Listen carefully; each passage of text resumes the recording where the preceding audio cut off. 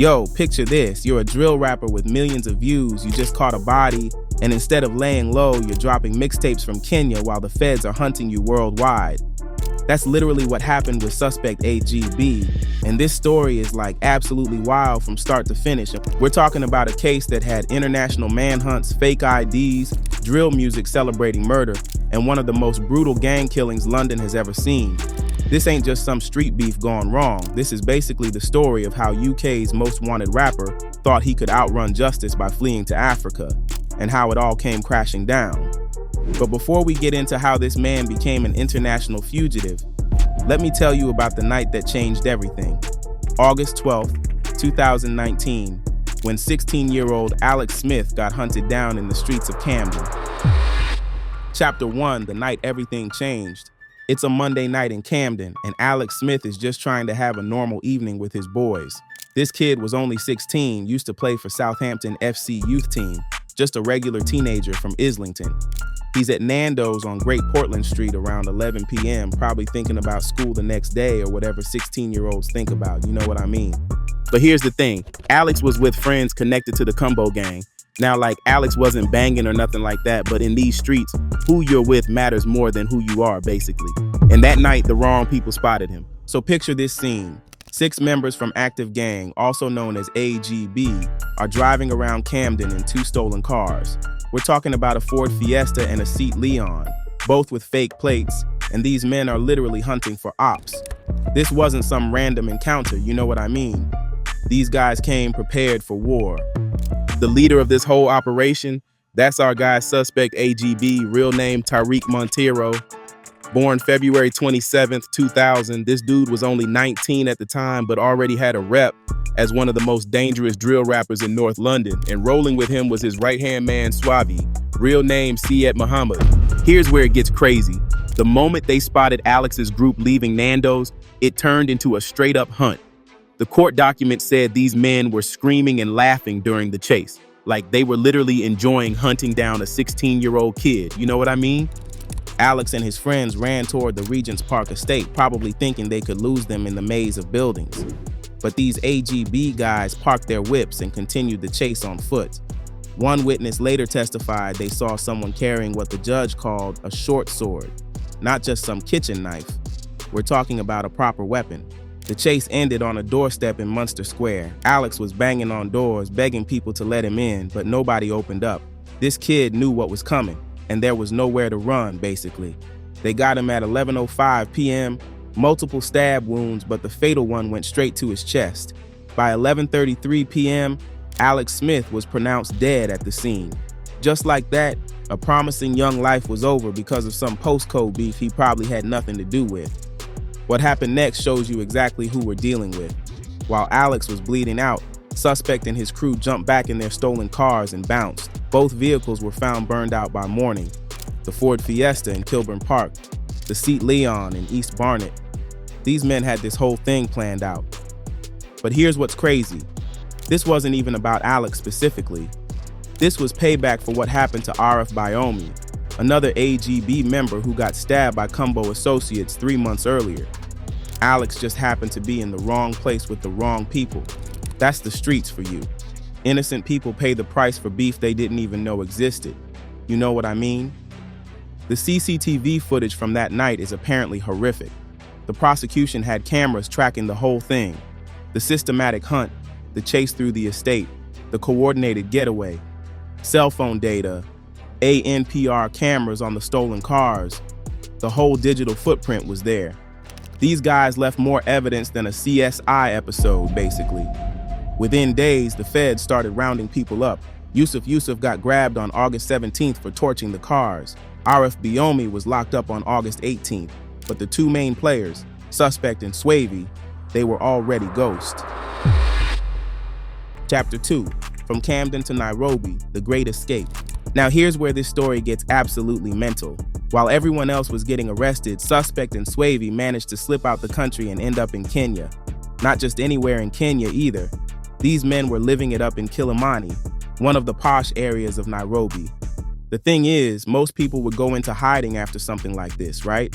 Keep a low profile, stay off social media, maybe even feel some type of remorse. But nah, not these guys. Suspect was literally living his best life while being wanted for murder, you know what I mean? So basically, dude was staying at Medea Gardens in Kilimani while Swavey was at the ALDAR apartments. Neighbors said Suspect was throwing parties, shooting music videos, acting like he was on vacation instead of running from a murder charge. The audacity is insane, but here's the wildest part. Instead of laying low, Suspect kept making music. And not just any music, but tracks that were celebrating the murder. In 2022, while still a fugitive, he dropped his Suspicious Activity mixtape. The name alone tells you everything about this guy's mindset, basically. His social media was still active, showing zero remorse for what he'd done. This man was posting like he was a tourist in Kenya, not a wanted murderer. The lack of self-awareness is mind-blowing. Meanwhile, back in London, the investigation was picking up steam. The Metropolitan Police weren't just sitting around waiting for these guys to come back. They were working with international law enforcement, building their case, gathering evidence. Every social media post, every music video, every public appearance Suspect was making in Kenya was just giving them more ammunition. The feds had already built a solid case from the night of the murder, like the CCTV footage, the cell phone data, the witness testimonies. It was all there. But having the suspects flee to another continent added a whole new level of complexity, you know what I mean? This is where it gets into some serious international law stuff. The UK had to work with Kenyan authorities, Interpol, the whole 9 yards. Kenya's Directorate of Criminal Investigations was also brought into the mix, and let me tell you, Kinoti wasn't playing games. The thing about Kenya is they've been cracking down on international fugitives. They don't want their country to become some safe haven for criminals from other places. So when the UK came knocking with evidence and extradition requests, Kenya wasn't playing around. But Suspect and Swavey thought they were untouchable. They had fake Somali IDs. When Suspect got arrested, he was carrying papers saying his name was Abdullahi Abshir Mohammed. They probably thought that would be enough to keep them safe, but like, we're living in different times. That probably would have worked 10 years ago. What's crazy is how long they managed to stay free. From August 2019 to January 2022, that's like 2.5 years of living as international fugitives, and Suspect was using that time to build his music career even more. His track Plugged In with Fumez the Engineer got nearly 10 million streams. Double Tap with Fredo hit number 73 on the UK charts. This man was literally profiting off his notoriety while being wanted for murder. The music industry was treating him like a regular artist instead of a suspected killer. You know what's even crazier? Some of these tracks had references to the murder, not direct confessions, but anyone who knew the case could read between the lines. Suspect was essentially bragging about what he'd done through his music, and for the listeners, he was just dropping the hardest bars known to exist. And in the streets, when rappers are really about that life, they get the most respect. Comments on music videos praising him for his lyrics and beat selection seemed to ignore the fact that he was an alleged murderer, or if they did, they tried to ignore it and just listen to the music, but with what was coming, they would quickly find out what has been going on behind the scenes, you know what I mean? But let's be real, his music and style was unmatched and he was taking the scene by storm. The UK police were monitoring all this, building their case even stronger. Every song, every video, every social media post was being documented. By the time they finally caught up with him, the evidence was overwhelming, basically. Chapter 3, The International Manhunt. By 2021, the heat was really turning up. The Metropolitan Police weren't just waiting around hoping these guys would slip up. They were actively working with international partners to track down Suspect and Swavey. You know what I mean? Kenya's director George Kinoti made it clear where his country stood on this. He said, "Kenya will not be a safe haven for fugitives. If you commit a crime, be ready to face the law. We will smoke you out." That quote right there tells you everything about how serious they were taking this case. The intelligence sharing between UK and Kenyan authorities was next level. They were tracking financial transactions, monitoring social media, following up on any leads that came in. This wasn't just some local investigation anymore. This was a full international operation, basically. Meanwhile, Suspect and Swavey were getting comfortable. Too comfortable. They'd been in Kenya for over 2 years at this point, probably thinking the heat had died down. But that's the thing about major cases like this. They don't just go away. The Smith family wasn't letting anyone forget about Alex, and the police weren't giving up. The breakthrough came in late 2021. Intelligence suggested both suspects were still in the Nairobi area, and Kenyan authorities started closing in. The operation to arrest them was planned for weeks, with multiple agencies coordinating to make sure there was no chance of escape. January 26, 2022, that's the day everything changed for suspect Nswavi. Simultaneous raids in Kilimani, coordinated between Kenyan police and international partners. No warning, no chance to run, just straight professional police work. When they got suspect, he was carrying that fake Somali ID and, get this, a dagger. This man was still armed, still ready for violence even while trying to hide in plain sight. The symbolism is crazy when you think about it. He fled the UK to escape knife crime charges, but he was still carrying blades, you know what I mean? The speed of what happened next was honestly impressive. Arrested on January 26th, processed through Kenya's Office of Director of Public Prosecutions, and on a plane back to the UK by January 30th. 5 days from arrest to extradition, that's how you know both countries were serious about getting this done. There were some rumors flying around during this time. Some people were saying the suspects had been killed in custody, their families were worried about access to them, all sorts of conspiracy theories. But the legal process was moving exactly how it should, professionally and by the book. The extradition was made possible by the UK-Kenya extradition treaty. This isn't some new thing either.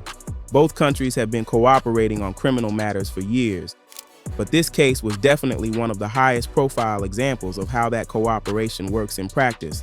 What's interesting is how quickly everything moved once they were back on UK soil. January 31st they landed. Same day they appeared at Westminster Magistrates Court. No messing around, no delays, straight into the justice system basically. The preliminary hearing at the Old Bailey was set for February 2nd, 2022. Both defendants were remanded in custody, which was expected given they just demonstrated they were major flight risks by, fleeing to another continent. By this point, the evidence against them was overwhelming. The original CCTV footage, witness testimony, cell phone data, all of that was still there.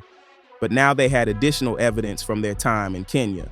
The social media posts, the music videos, the complete lack of remorse, it all painted a picture of two men who thought they were above the law. The thing is, running to Kenya didn't just fail to help their case, it actually made things worse. Now they weren't just facing murder charges, they were demonstrating a complete disregard for the legal system. That's the kind of thing that influences sentencing when you eventually get convicted, you know what I mean? Chapter 4, The Trial of the Century. March 27th, 2023, the trial finally began at the Old Bailey. Both suspect and Nswavi had pleaded not guilty back in June 2022, setting up what everyone knew was going to be a massive trial. The prosecution came prepared. They had everything. CCTV footage showing the systematic hunt, ANPR data tracking the stolen vehicles, cell phone evidence placing both defendants at the scene, witness testimony describing the brutal chase. But what really sealed the deal was the digital evidence from their time in Kenya. You've got to understand how damning this stuff was.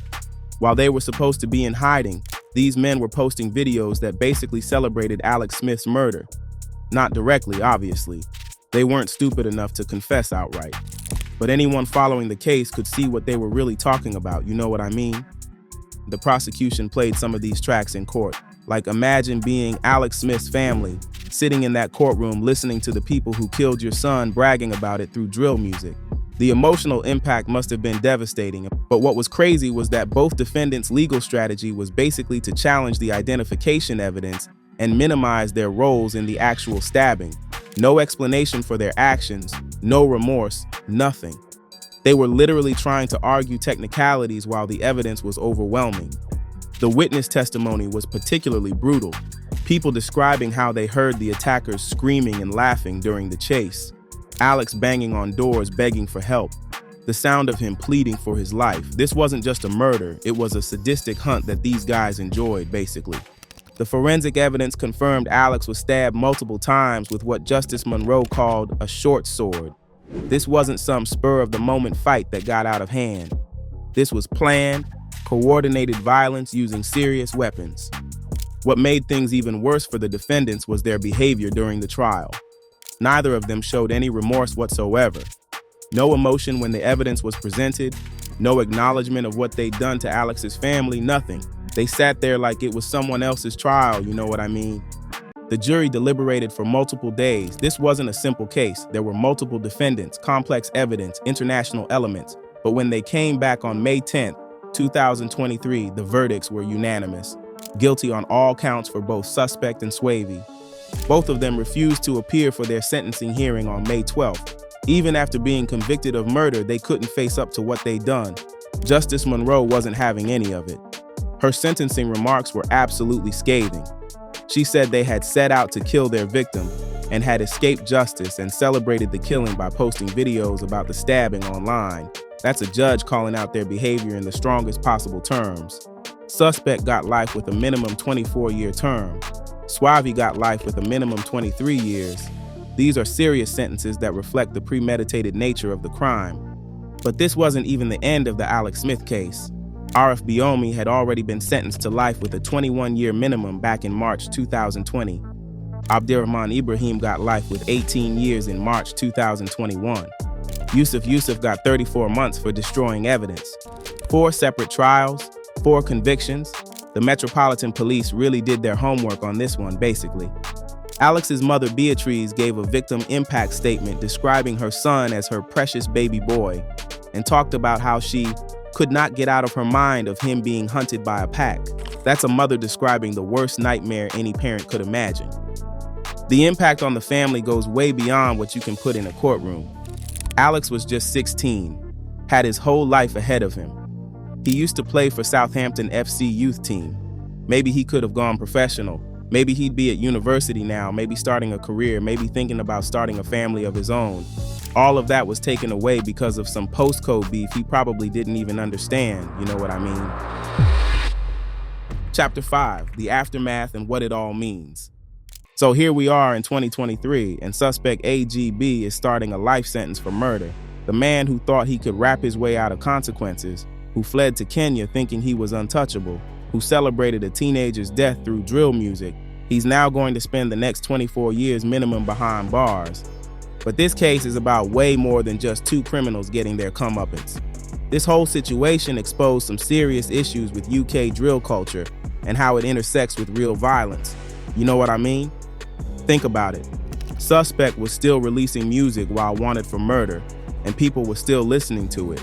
Platforms were still hosting it. The industry was still treating him like a legitimate artist. His plugged-in freestyle got nearly 10 million streams. That's millions of people consuming content made by a suspected murderer.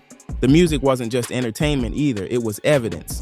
The prosecution used his own lyrics and videos to help prove their case. That's a whole new level of carelessness, using your art to basically confess to crimes, basically. This case demonstrates the international reach of UK gang culture.